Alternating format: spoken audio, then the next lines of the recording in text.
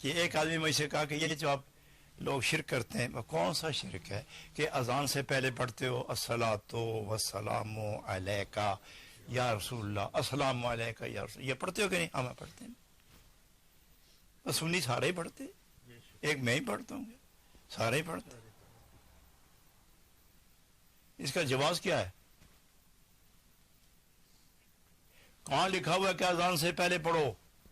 میں نے کہا چھوڑ یار دلال کو، ایک بات سن، 15 منٹ پہلے اذان ہوئی اور السلام علیکم یا رسول اللہ مؤذن نے کہا، 15 منٹ کے بعد جماعت ہوئی تو اس میں آپ نے پڑھا السلام علیکم ایھا النبی.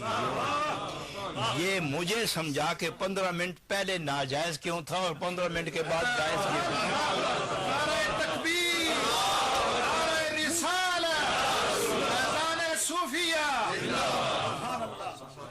وہ میرا منہ دیکھتا رہ گیا، آپ سب کمال کرتے، وہ مجھے دیکھتا رہ گیا.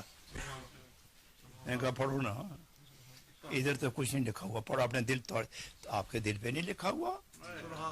وہ بھی مومن ہے کہ جس کے دل پر محمد الرسول اللہ کا نام نہ لکھا ہوا.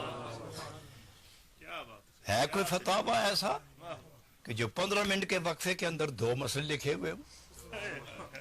بات ایک ہے، معاملہ ایک ہے اور رائے 2.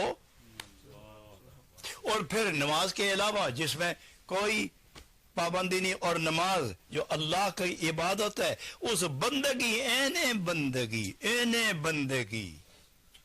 کہ وَلَا يُشْرِكْ بِعِبَادَةِ رَبِّهِ أَحَدًا، کسی کو اللہ کی بندگی میں شریک کرنا شرعاً جائز نہیں ہے. تو بندگی کے دوران خدا سے ہم کلام ہو کے نبی پاک پر سلام بھیج رہے ہیں، وہ بھی مخاطب کا صیغہ.